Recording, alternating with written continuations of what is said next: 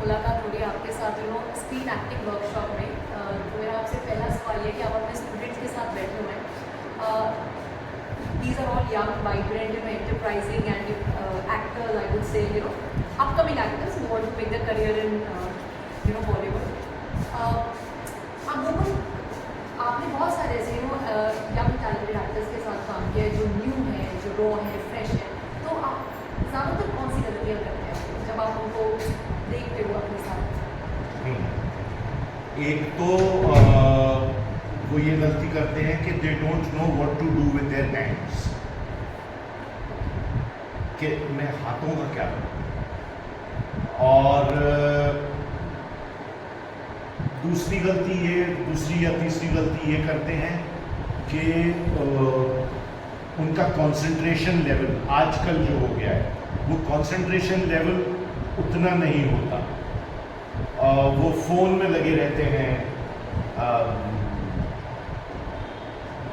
लेकिन उसमें कुछ जो कंसंट्रेट करते हैं और जो कहना चाहिए सारे प्रोसेस से गुजरे हुए हैं, वो ऐसी गलती नहीं करते। और अदरवाइज एमेच्योर्स तो इस तरह की गलतियाँ करते ही रहते हैं। डायलॉग प्रॉपर, देखो स्क्रिप्ट मेन होती है, आपको स्क्रिप्ट को बिल्कुल रट लेना से मेरी मुराद ये है कि आप उसको उल्टे से पढ़ सकते हो, you can read it backwards, आपको इतनी याद होनी चाहिए। इंडस्ट्री जो है वो बहुत ट्रेनिंग ग्राउंड रहा है बहुत सारे थिएटर एक्टर्स का। हाँ। और तो सर जब कभी आपको अभी हाल फिलहाल में ऐसा बोला जाता है कि क्योंकि एक्टर्स है when they make a move from Delhi to Mumbai, तो बहुत कम हो जाता है उनका थिएटर करना, बहुत बिजी हो जाते हैं, रुझान से ज़्यादा स्क्रीन्स की तरफ हो जाते हैं। तो आपको क्या लगता है कि थिएटर क्यों इतनी कमी आ जाती है, क्यों नहीं कर पाते? फिर करना भी चाहिए क्योंकि कुछ लोग हैं जैसे आप हैं या जैसे शाह सर, उनके लिए बोला भी जाता है, तो कुछ जैसे एक्टर हैं जो आज भी थिएटर के जिसने पकड़ा हुआ छोड़ते नहीं है। तो सर ऐसा क्या देखते हैं आप जैसे जूनियर एक्टर्स को थिएटर को पकड़ के रखते हो और जो नहीं कर पा रहे उनके लिए आप क्या कहना चाहते हैं?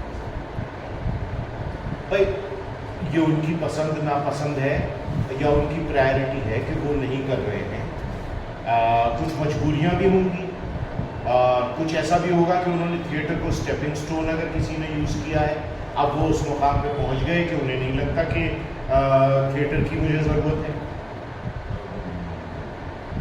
आराम की थिएटर में पसीना बहता है, रिहर्सल होती है, दो घंटे का परफॉर्मेंस एक साथ होता है, आदत शॉट्स की पड़ जाती है। शॉट दिया, वैनिटी में चले गए, फिर दूसरा शॉट, दो लाइन के वो होते हैं, तो एक आराम पसंद हो जाती है, एक नवाबियत आ जाती है। अच्छा सर, थिएटर से जो निकला हुआ एक्टर है और सर जो किसी बस मौका मिला और एक्टिंग में आ गए, उसमें आप क्या डिफरेंस देखते हैं? भाई वो ज़्यादा थिएटर वाला ज़्यादा डिसिप्लिन होता है, वो एक प्रोसेस से गुजरा होता है, उसकी मेमोरी शार्प होती है, 2 घंटे का प्ले, वो उस 2 घंटे का स्टैमिना होता है कि उसे मालूम है कि अभी मैं विंग में खड़ा हूँ, अभी मुझे एंट्री लेनी है, फिर मुझे जाके शर्ट बदलनी है, फिर मुझे जाके उस विंग से एंट्री लेनी है। तो 2 घंटे, उस पूरे 2 घंटे, 1.5 घंटे या 2.5 घंटे, उसका कंसंट्रेशन लेवल पूरे मतलब उरूज पे रहता है। और जिन्होंने थिएटर नहीं किया, मतलब मैं ये नहीं कह रहा, काफ़ी ऐसे एक्टर्स भी हैं जिन्होंने थिएटर नहीं किया और उसके बावजूद जो है वो अच्छा काम करते हैं, लेकिन वो थिएटर ना करने के बावजूद भी उस प्रोसेस से कहीं ना कहीं कैसे, देखो हर एक्टर का अपना प्रोसेस होता है। ये कहना, मैं इसे जनरलाइज नहीं करूँगा कि अगर आप थिएटर आपने नहीं किया तो आप अच्छे एक्टर नहीं हो सकते, या अगर आपने थिएटर किया है तो आप अच्छे एक्टर नहीं, ऐसा कुछ नहीं। हर एक्टर का अपना एक प्रोसेस होता है, हर सीन को हैंडल करने का हर एक्टर का अपना प्रोसेस है। सर जैसे भी आपने बात करी कि हर एक्टर का अपना प्रोसेस होता है। सर जैसे कि मैं आपकी आवाज़ की बात करूँ, when you were speaking to student students, तो आप अभी उनको बता रहे थे कि voice, acting, throw, all these small ingredients they really play a very pivotal role in shaping the personality of an actor. तो सर जैसे आपकी आवाज़ इतनी खुली हुई, इतनी बुलंद, तो सर जब आपको थिएटर में तो क्या है कि मतलब it gives you the freedom, it gives you that scale, okay fine you can be loud, लेकिन अब फिल्म में वही अगर आपको स्केल डाउन करना है तो आप कैसे सोचोगे, क्या प्रोसेस रहेगा?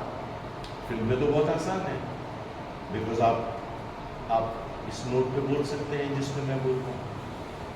अब मुझे बहुत अजीब लगता है, अभी मैंने एक कोई प्ले है, और ज़्यादातर प्लेज में होता है कि मैंने प्ले का कैरेक्टर का वो देखा, एक प्ले दिल्ली में होने वाला है जो बम्बई के लोग कर रहे हैं, उसमें मैंने अभी ऐसी कहीं नज़र पड़ गई मेरी इंस्टा पे या कहीं तो उसका प्रोमो आ रहा था, तो मैंने देखा वो कैरेक्टर जो है वो राइस माइक, उसे हम राइस माइक बोलते हैं, वो यहाँ से जो लगता है और यहाँ लगता है।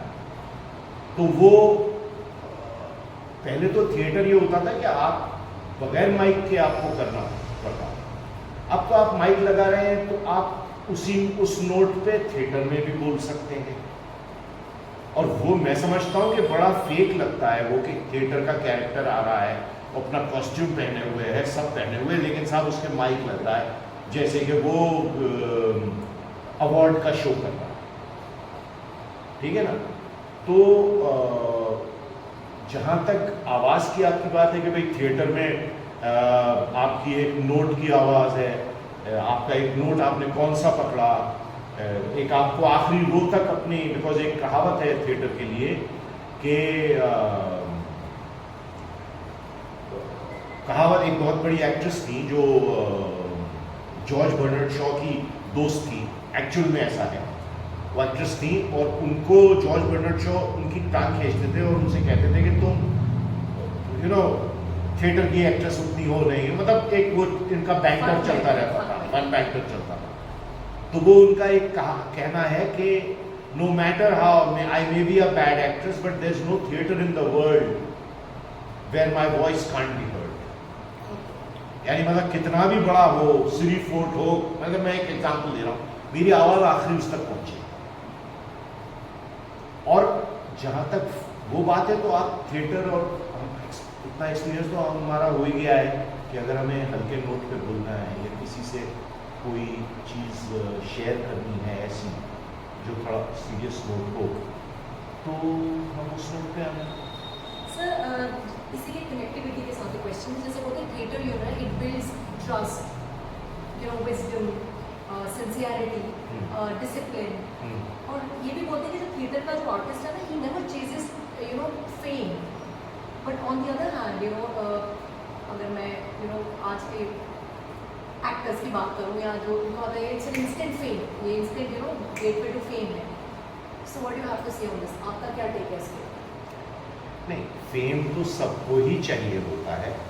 जो ये कहते हैं कि फेम नहीं चाहिए साहब हमें, मैं समझता हूँ झूठ बोलते हैं, मतलब हाँ वो झूठ बोलते हैं, और शायद ये भावना दिल में रहती है कि यार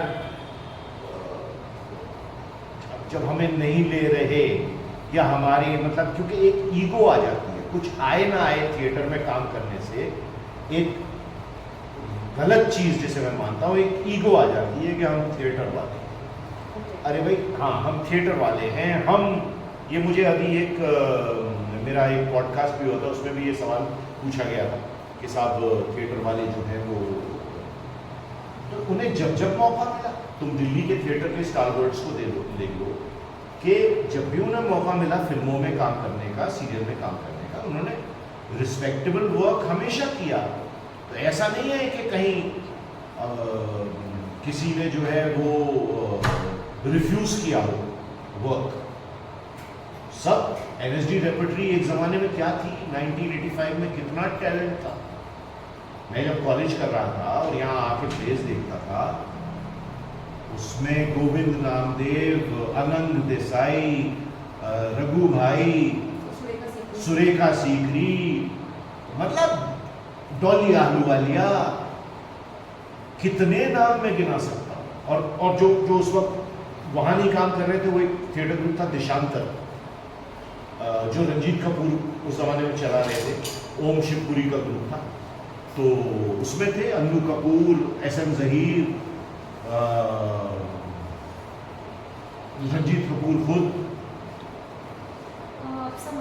NSD के लिए ग्रांट चाहिए, राजपाल यादव जी, तो सर व्हाट आपको उसमें क्या really think that NSD needs grant, जैसे अभी NSD रेपेटरी शोज हैं, या उसके बारे में आप क्या NSD को तो जहाँ तक मेरी जानकारी है तो NSD को तो अच्छी खासी ग्रांट्स ऑलरेडी मिलती हैं, पर मैं NSD का प्रॉपर NSD का नहीं बोल रहा, मुझे नहीं मालूम, मुझे ज़्यादा दिल्ली का थोड़ा बहुत मतलब वो है, मुझे एग्जैक्ट क्या पॉलिटिक्स है वो नहीं मालूम, बट थिएटर को NSD को बहुत अच्छी खासी ग्रांट मिलती है।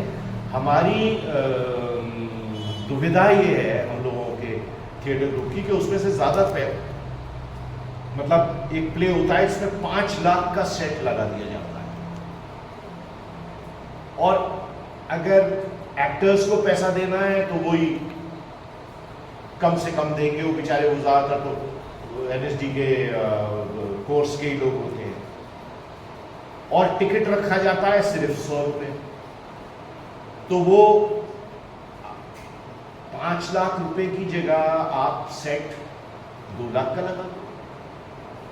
लेकिन उन डायरेक्टर्स को अपना ग्रैंड्योर कि भाई मैं कर रहा हूँ प्रोडक्शन या मैं कर रही हूँ प्रोडक्शन, तो मैं सेट इतना ज़बरदस्त लगवाऊंगा या लगवाऊंगी कि लोग कहें 5 साल बाद भी जब इसी प्रोडक्शन को कोई दूसरा करे, क्योंकि दिल्ली में यही हो रहा है 35 साल से, उन्हीं प्रोडक्शन को कोई production same play they are beaten to death. मतलब मेरी समझ नहीं आ रहा, कुछ तो नया हो, कुछ तो एक ऐसी चीज़ हो। अब भूल जाओ यार आधे अधूरे, बेगम का तकिया, ताजमहल का टेंडर, आषाढ़ का एक दिन, ज़रा बाहर निकलो। कुछ लोगों ने नया काम किया है जो अभी बड़ा, एक बात बताऊं कि बड़ा थिएटर में बड़ा अच्छा काम हो रहा है।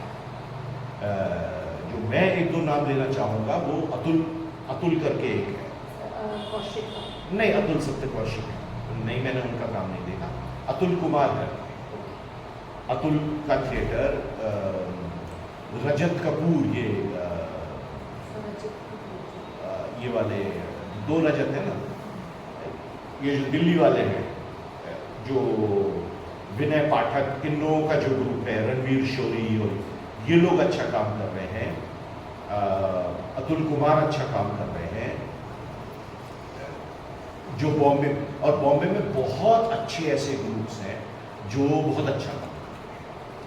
सर इससे रिलेटेड मेरा अगला क्वेश्चन है, अभी आपने बात करी 5 लाख का सेट की जगह 2 लाख का सेट लगा सकते हैं। सर बहुत सारे ऐसे थिएटर ग्रुप्स हैं मंडी हाउस में, मैं नाम नहीं लूँगी, वो बोलते हैं कि जब NSD ऐसे 3 मंथ्स का कोर्स स्टार्ट करता है एक्टिंग का कोर्स, तो यहाँ पे ऑब्वियसली वो भी वेल नोन थिएटर ग्रुप्स हैं, लेकिन NSD का नाम सुनते हैं उनको लगता है वाओ NSD, क्योंकि बहुत सारे लोग जानते हैं, तो कहते हैं अगर NSD 3 महीने का कोर्स स्टार्ट करता है तो एकदम से वहाँ पे 60,000 50,000 फीस देने के लिए तैयार हो जाते हैं। अगर हम वही 20,000 10,000 की भी रखेंगे तो उतना रिस्पॉन्स हमें अच्छा नहीं आता है। और आप खुद बताइए कि क्या 3 महीने में कोई भी इतना अच्छा एक्टर ट्रेन निकल सकता है, चाहे वो NSD ही क्यों ना हो? तो इस सवाल पे आपका क्या जवाब? भाई जब 3 महीने में आपको मालूम है कि नहीं निकल सकता, तो फिर आप क्यों कोर्स करा रहे हो?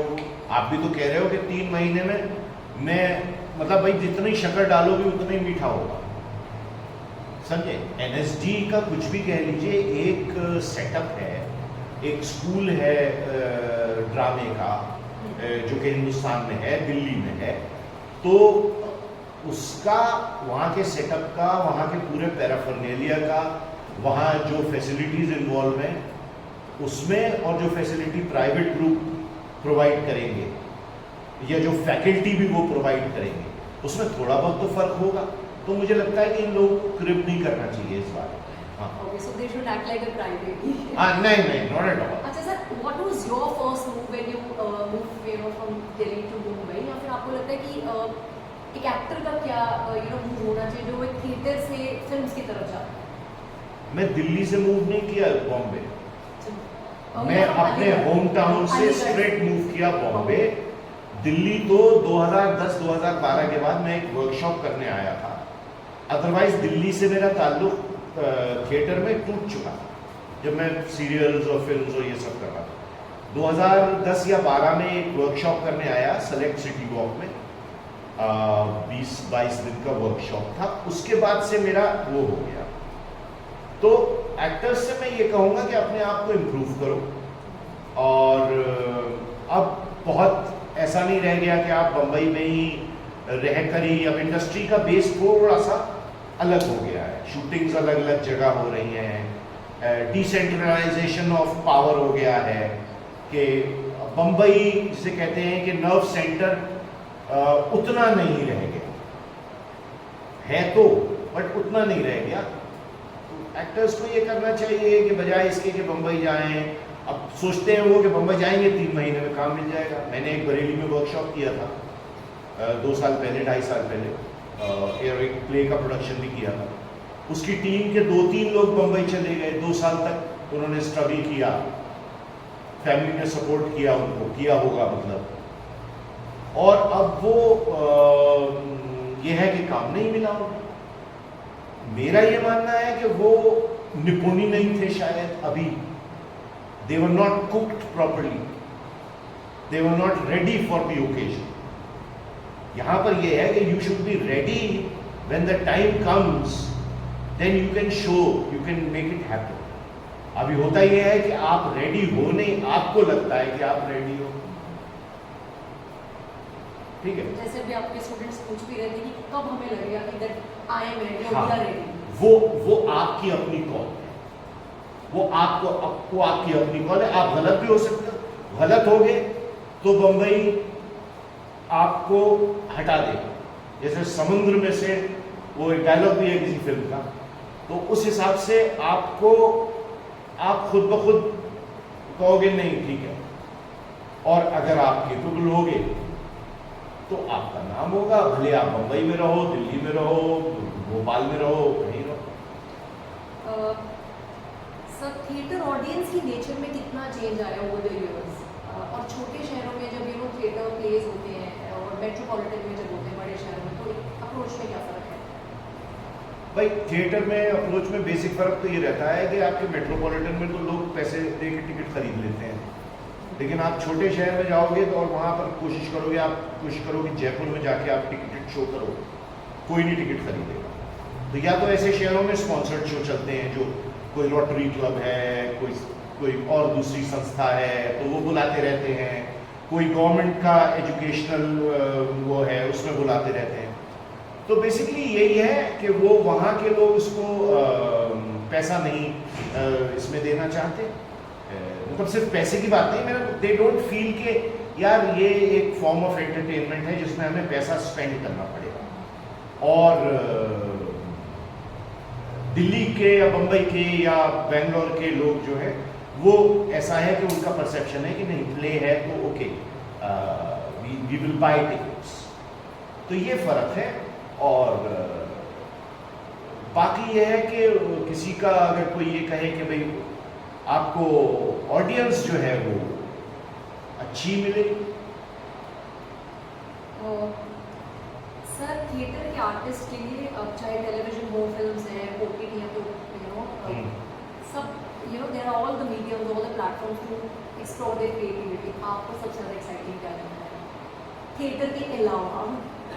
थिएटर के अलावा क्योंकि सर थिएटर जो है because you keep coming back to theatre, आप बोल भी रहते हैं कि there was a time when you only put your focus only on theater। So apart from this, अभी जो वेब सीरीज का बहुत ट्रेंड आ गया है, और आपको लगता है वेब सीरीज भी एक तरीके से शॉर्ट फिल्म ही है मेरे हिसाब से? हाँ, शॉर्ट नहीं, लॉन्ग फिल्म है। Long film and it's like a show only, 2 episode है, 6 एपिसोड्स का है, 6-8 एपिसोड होते हैं, वो 3 फिल्में होती हैं। हाँ जी। और मेरा कुछ ऐसा प्राय वो नहीं है, मतलब कॉल नहीं है कि वो मतलब थिएटर तो है ही, थिएटर तो प्राइम है, बट इसके अलावा they are all equal. TV तो खैर छोड़ दो, वेब सीरीज और मूवीज़ जो हैं, बल्कि वेब सीरीज ज़्यादा प्रोफेशनली शूट हो रही हैं और ज़्यादा ऑर्गेनाइज्ड वे में शूट हो रही हैं, और इवन फिल्म्स भी, क्योंकि मैंने तो हर दौर देखा है। मैंने तो वो दौर देखा है कि जब आउटडोर में आप 20-25 दिन पड़े हैं, आपकी 4 दिन शूटिंग हो रही है। अब तो everything is on paper right from day one. The people who are the production people or planning the production, they know कि कौन सा एक्टर 6 दिन को चाहिए, कौन सा 20 दिन को चाहिए, कौन सा 6 दिन को 5 दिन को चाहिए। तो अब काफ़ी ऑर्गेनाइज हो गया and that spells good news. तो सर आप अभी अपने स्टूडेंट्स को बोल रहे थे कि किताबें पढ़नी बड़ी ज़्यादा ज़रूरी है, that also helps you to to know you better, so कोई ऐसी किताबें हैं जो आप हमारी बातें नुक्कड़बाज वाली ऑडियंस को सजेस्ट करना चाहेंगे, people who want to take seriously, take theatre seriously? आप किताबों में ऐसे तो 2 लाख किताबें, 20 लाख किताबें होंगी, पर जिन किताबों ने, अगर आप एक्टर हो और एक्टर को कभी कभी काफ़ी डिप्रेशन से गुजरना पड़ता है, तो अगर आप शरद जोशी हिंदी में और हरिशंकर पारसाई जी, आप इन दोनों की स्टोरीज, इनके लेख, इनके व्यंग आप पढ़ेंगे, मुझे तो काफ़ी ऐसे दिन जब बिल्कुल अंधेरा दिखता था, तो उन दिनों इन्हीं किताबों ने मुझे शायद जिंदा रखा है। शरद जी, हरिशंकर पारसाई के ह्यूमर, तो और इस तरह के और भी डिपेंडिंग ऑन किसका कैसा क्या नाम टेस्ट है, उस हिसाब से प्लेज पढ़ें। बिकॉज देखिए क्या हो गया है, अब लोग मोबाइल पर पढ़ने लगे हैं हर चीज़, जिसके मैं अगेंस्ट हूँ। आप जाके किताब पढ़िए, किताब में पढ़िए तो वो ज़्यादा अच्छा है। आप मोबाइल पर पढ़ोगे तो एक तो आपकी आंखें खराब होने का खतरा रहता है अगर आप ऑन लाइटर साइड ये बोले तो। दूसरी चीज़ ये है कि जो एक बुक का पहले क्या होता था, हम किताब खोले उसके बाद जब तक पूरा नहीं हो जाती थी तब तक हम बंद नहीं करते। Relation is a two way communication. हम स्टूडेंट्स ने बहुत कुछ आपसे सीखा है, आपने अपने स्टूडेंट से क्या सीखा? मैं तो अपने स्टूडेंट से सीखता ही रहता हूँ, और ये बताना शब्दों में, ये तो शायद I have to sleep over it. हाँ, कि मैंने बहुत सारी चीजें सीखी, बट मैं उसे पिन पॉइंट करके उन लोगों को, बिकॉज इट इज सेड कि नेवर टेल एन एक्टर उसकी एडवांटेजेस उसे मत बताओ, वरना वो वहाँ पर आगे वो फंबल करने लगेगा उन चीज़ों। उसे ये मत बताओ कि तुम्हारी क्या चीज़ बहुत अच्छी है।